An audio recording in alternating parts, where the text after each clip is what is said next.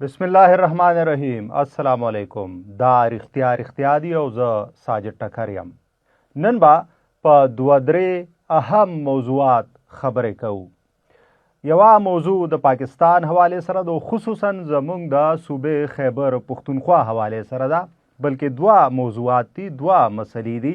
په دې به خبره کوو او یو انټرنیشنل موضوع ده، خو دغه موضوع داسې ده چې د دې له وجې د دې اثرات په ټوله نړۍ دي او په پاکستان هم دي.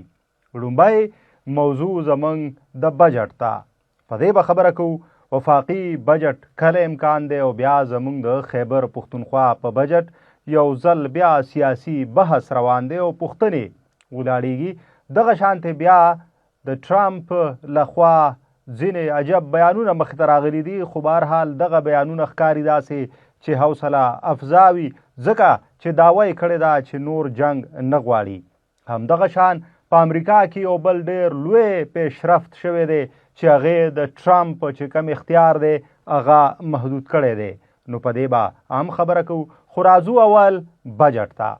وفاقي بجټ امکان لري د خبرونو تر مخه چې په 10 جون وړاندې کړی شي، خو موږ خبره کوو د پښتونخوا په بجټ.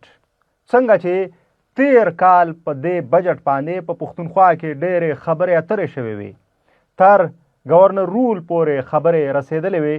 همدغه شان دا ځل هم یو ځل بیا دغه بجټ د ملاقات سره مشروط کړی شوی دی. څنګه چې تیر کال د کال 2015-16 بجټ د عمران خان سره د ملاقات سره مشروط کړی شوی و، هغه وخت وزیر اعلی علي امین ګنډاپور صاحب و. نن وزیر اعلی سهیل افریدی صاحب دی. هماغه بجټ ته د کال 2016-17 دوی وایي چې بجټ تیار دی، ډرافټ تیار دی. دوی وایي چې بجټ په وړاندې کول شي، خو دوی وایي چې موږ ملاقات غواړو. د چا سره؟ د بانی چیرمن پی ټی آی عمران خان سره. دوی وایي د ریسک پلوي چې خلکو ووټ عمران خان ته ورکړی دی، د هغه ویژن ته یې ورکړی دی.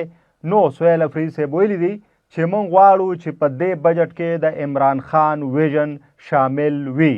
نو دوی وایي چې موږ د عمران خان سره ملاقات کول غواړو. اوس ملاقات دوی اجازت د چا نه غواړي؟ د وفاقي حکومت نه. اوس په دې خبره کوو چې یو خوا صوبه ده، صوبه په مسلو کې ګیره ده.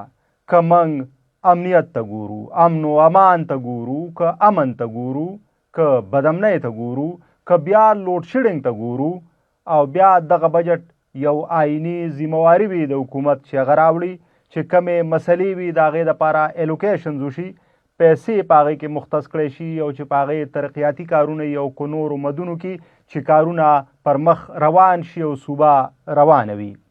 نو یو خوا دغه بجټ باندې اوس بیا بحث روان دی، یعنی که د یو کم 13 جون یا د 13 جون پورې دا بجټ نه راځي، نو بیا ځینې ماهرین دا وایي چې د گورنر راج خطره هم کېدی شي. خو دوی دا د ریسک پلوي چې چون کې ولس په پښتونخوا کې ووټ عمران خان ته ورکړی دی، د هغه ویژن ته یې ورکړی دی. نو سهیل افریدی صاحب چې دا مهال چیف ایگزیکټیو دی د خیبر پښتونخوا، هغې وایي چې موږ د خپل بانی چیرمن عمران خان سره ملاقات کول غواړو، تر څو په دغه بجټ کې د هغې ویژن خبرې انپوټ شامل وي. که موږ د سهیل افریدي صاحب دې غوښتنې ته ګورو، نو حق بجانب معلومیږي. پکار ده چې دوی ته د آئین لاندې که لار وي چې اجازت ورکړی شي، که قانوني د دوی لار وي چې اجازت ورکړی شي. ځکه چې اوس په بیا وخت خرابېږي هم په دې خبرو اترو. بل خوا صوبه مونږ څنګه چې وویل که امن و امان دی، که بیا لوډ شیډینګ دی، که نورې مسلې دي، د هغې سره مخ ده. لکه تاسو دلته وګورئ چې پښتونخوا ده، د دې مقدمه څوک کوي؟ هغه څوک چې چېرته دلته حکومت وي، خو د هغوی خپل شرط دی چې اول به مونږ د عمران خان سره ملاقات کوو، نو بیا به بجټ راوړو.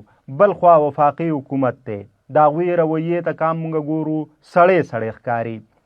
نو دلته سوال پورته کیږي چې اخر د پښتونخوا قصور څه دی؟ کومه سزا پښتونخوا ته میلاویږي؟ کم پام چې دی ته پکار دی هغه ولې نه ورکول کیږي؟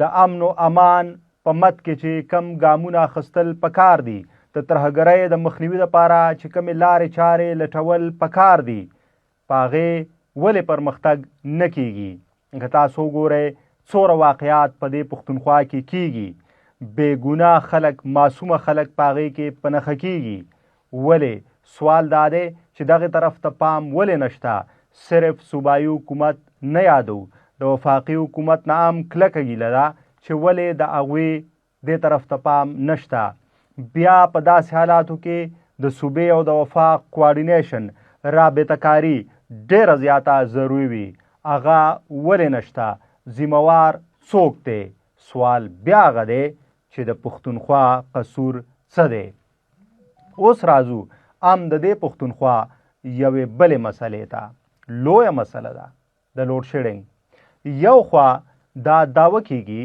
چې پښتونخوا خواوشا 5,500 نه 6,000 میگاواټ پورې بجلی جوړی چې کله اوبه وي او هر څه وي نو دوره دا پروډکشن دی د بجلی اگر چې پوټنشل دلته ماهرین دا وایي چې 13,000 میگاواټ پورې دی خو موجوده صورتحال کې وبګڼو چې 5,500 نه 6,000 میگاواټ پورې بجلی جوړیږي بیا زمونږ د صوبې ضرورت هغه خواوشا 2,000 میگاواټ پورې دی ټوټل خو بل خوا چې موږ تصویر ته ګورو لوډ شیډینګ په ګینټو لوډ شیډینګ دی نو سړی حیران شي چې اخر وجه څه ده بیا سوال هغه دی چې قصور د پښتونخوا څه دی او د دې د ولس څه دی که تاسو وګورئ چې د دې لوډ شیډینګ د وجې زمونږ صنعت څومره متاثره دی زمونږ واړه صنعتونه زمونږ کارخانې څومره متاثره دي سوچ وکړئ چې د دې پښتونخوا نه په تیر څو کلونو کې څومره کارخانې لاړې ولې چا پې سوچ کړی دی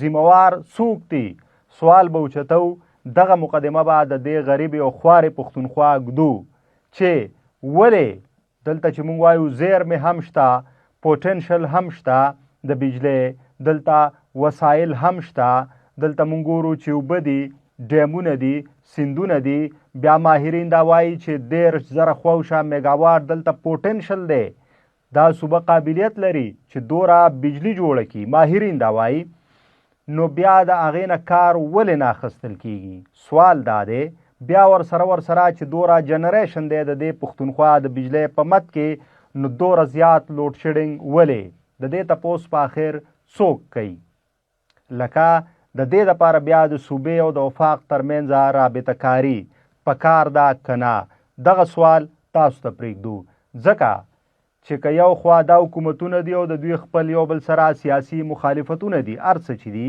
خو په مینس کې ولس دی او دې ولس هر چا ته ووټ ورکړی دی خو نن که موږ ګورو نو حال دغه دی بیا د صوبایي حکومت دغه دریځ چې ووټ خلکو د عمران خان ویژن ته ورکړی دی خو دلته خبره دا ده چې کله حکومت جوړ شي نو حکومت بیا د ټول ولس وي یعنی د پښتونخوا د ټولو ضلعو د ټولو تحصیلونو د ټولو کلو د هر وګړي حکومت دی اگر چې په ووټ د پی ټی آی جوړ شوی دی خو دا حکومت اوس د ټول ولس دی بیا هم دوی دا ویل چې د حکومت په خپل کاري صوبه چلول او د تنظیم یعنی د پاټۍ د تنظیم به خپل کارونه وي که هغه احتجاج وي او که جلسې کول وي خو هغه هم موږ ته نه ښکاري ځکه نو دا مهال موږ ته صوبه په لویو مسلو کې ښکیل ښکاري راځو اوس بلې انټرنیشنل مسلې ته څنګه چې موږ وویل د ټرمپ او د ایران ترمنځ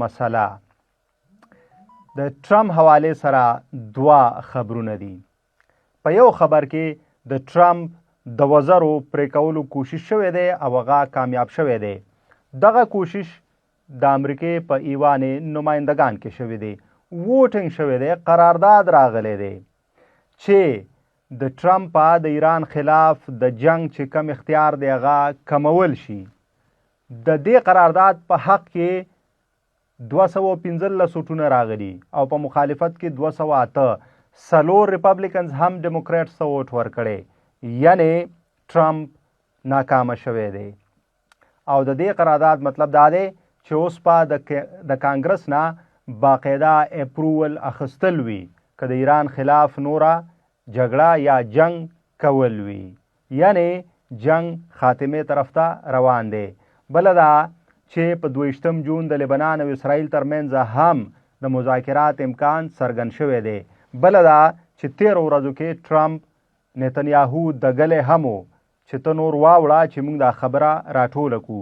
د بل یو خبر تر مخه ټرمپ خپل مشیران ته ویلي دي چې امریکا به نور د ایران خلاف جنگ نه کوي. اوس ټرمپ غواړي چې ټول زور په سفارتي لارو چارو راوړي. نو دا هم په دې خبره دلالت کوي چې د ایران او امریکا ترمنځ جنگ سرته رسېدو واله دی. خو وړوکی شان خنډ پکې دی او هغه اسرائیل دی. د هغې سرزوره او ډېر جابر ظالم وزیر اعظم نتنیاهو دی او د هغه سره څنګه چې مونږ وویل ټرمپ 2-3 ورځې مخکې د هغه کلاس هم اخیستی، ورته پاگل هم ویلی، ورته دا هم ویلي که ما درنه لاس واخیست نو بیا به جیل کې. دا یې ورته هم ویلي چې ستا د وجې خلک ستانه او د اسرائیل نه هم نفرت کوي. نو بهرحال خو دواړه داسې دي چې هغه د ټولې دنیا دپاره یو شان دي. لکه دا مونږ که د ایران معاملې ته ګورو چې 28 فروری په ایران باندې برید کړی و، نو هسې به یې برید کړی و او بیا څوره خبرې اترې په دې کې وشوې او مذاکرات پکې وشو او کله څه وایي. خو بهرحال اوس خو په کانګرس کې هم د امریکې په کانګرس کې هم د ټرمپ وزرې محدود شوې. نو ښکاري داسې چې دغه جنگ هم سرته رسېدو واله دی. هم د دې سره اجازت غواړو. الله په امان.